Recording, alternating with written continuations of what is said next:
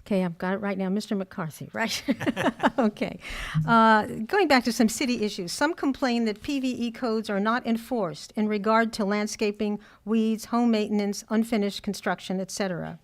Others feel the city is too strict about code enforcement and that their property rights are being infringed upon.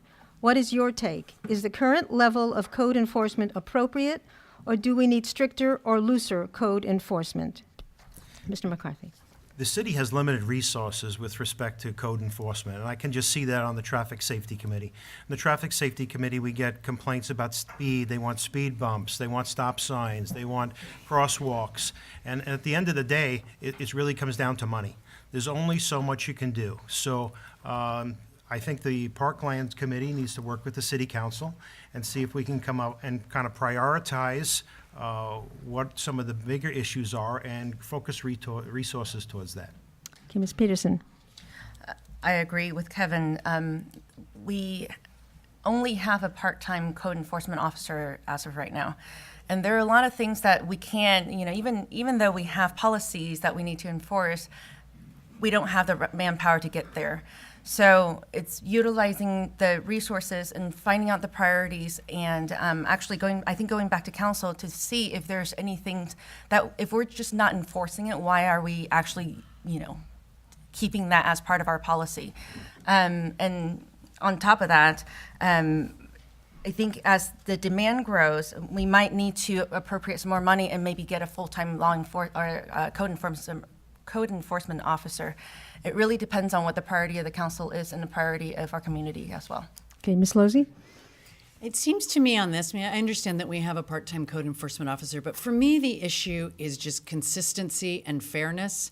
And my observation is if you know how to work the system, you get away with a little bit and you kind of maybe get a little more than what's fair to everybody else. So I think it has to be fair, and I think maybe we do have to apply more resources. I can't say if this part-time code enforcement officer is very busy or not busy at all. So I'd have to have an observation on that. But to me, if we have a rule that's, no enforcement in the parklands, then the rule is no enforcement in the parkland. It's not for some people and not for others, and this one's okay because it's not really bothering anybody, but that one's not okay. So I have an issue with that, and I think all the rules have to be applied uniformly, consistently, and fairly across all our residents. Mr. Camps. I hear a lot of frustration from residents on this, in particular around trees and cutting and controlling. I heard a story from a resident that had been actually suing their neighbor, which is unbelievably sad, because the city would not actually come and enforce an ordinance. So I understand the financial challenges, and I understand the part-time issues, but I think we need a greater focus on this. And so in direct answer to your question, I think it's a little bit too light. Okay, Ms. King.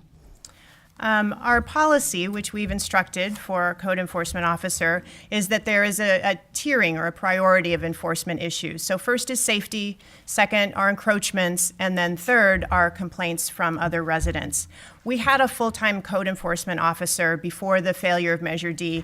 I think at that point we had a very good equilibrium where she was able to have time to go out and find those areas that were unsafe and make that a real priority.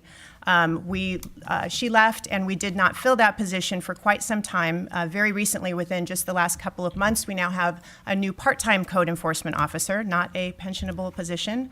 And we've given him the same instruction in terms of safety, access, resident complaints. I'm sure that there was also a backlog of resident complaints because we went over a year without a code enforcement officer. So he is trying to balance those priorities in enforcing, and I'm sure that we'll be working with him. Mr. McGowan. Yes, I'll just echo what they've all said with fairness and consistency of the application of the existing ordinances. I think that's mandatory. But as we've already identified, we were operating without a code enforcement officer for a number of months. We do now have a part-time one. It becomes an issue of prioritization and dollarization. And where do we want to put our investments? And those are all decisions that we need the input from the public to help us balance those types of priorities. Thank you.